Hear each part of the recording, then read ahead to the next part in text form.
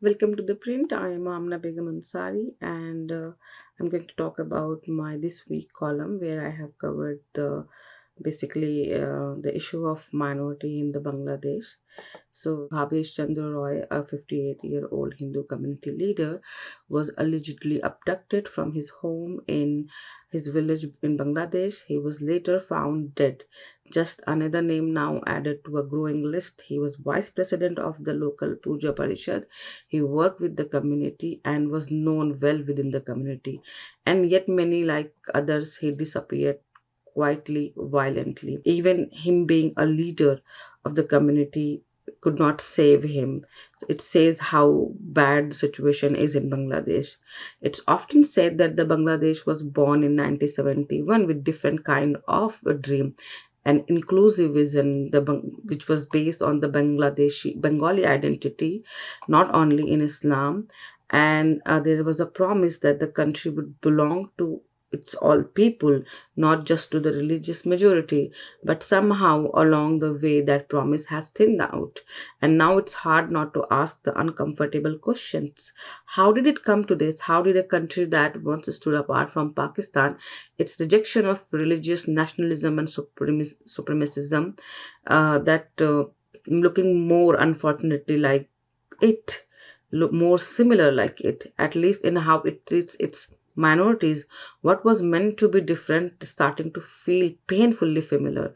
Some argue that attacks on the Hindus in Bangladesh aren't about religious, that they are political, that they are seen as a supporter of the Awami League. And so every time that party loses ground, minorities pay the prices too.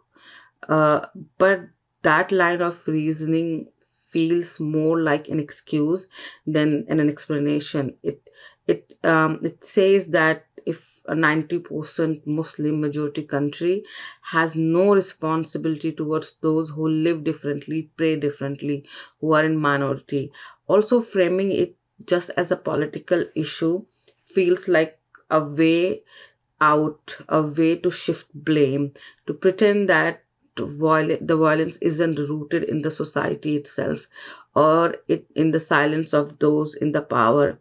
It becomes a neat excuse to avoid asking harder questions about accountability, both of the public and of the people leading them.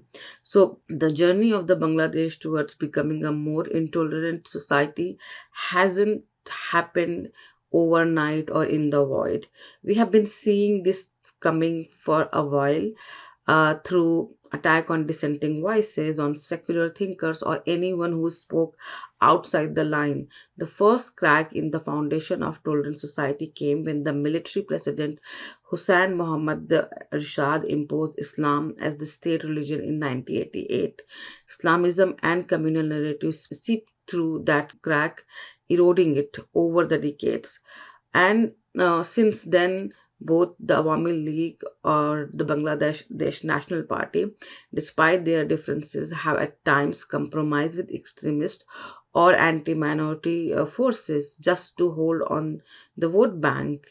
And group like Hifazat-e-Islam didn't just gain ground on their own. They were given a space, they were legitimized, and now we are watching the consequences unfold in lives lost, in freedom shrinking, in the silence that follows violence. It's reached a point where Hifazat-e-Islam is now openly demanding that the Bangladesh be governed by the Sharia law. What remains of the social cohesion feels more like a hollow shell now. And the question that lingers in is uncomfortable. Are we now witnessing the slow collapse of the very foundation Bangladesh was built on? That time will only tell. But also in the middle of this, another question quietly rises, that why do so many Muslim majority societies around us struggle to build truly inclusive space? This is not to generalize. There are all kind of Muslim society and community throughout the world. They all are not same, and they all are having their internal debates. But something in structure is keeps repeating itself, especially if we see in the South Asian region. And I mean, recently we have seen in the Bangladesh, West Bengal, sorry, which is a part of India now, the Murshidabad, which is Muslim majority place, reason basically, we saw that innocent Hindu was attacked by the Muslim mob during the Waqf property protest. I mean, they had nothing to do with the law. They have nothing to do with the government, but still they became victim just because they were Hindu and they were seen as a fair game by someone. Or there are the section of the Muslims who see the non-Muslims as someone inferior and they have hatred towards them. So as a Muslim society, we have to acknowledge that this is also a part of the society. There are people holding this kind of thought process or mindset, and it's our responsibility to talk about it and uh, uh, think about the solution and what can be done about it. If we will not take that charge, then who will bring that kind of reform? I have written more in the detail, and I have raised the more point. Please go and read the article. For more video, keep watching The Print.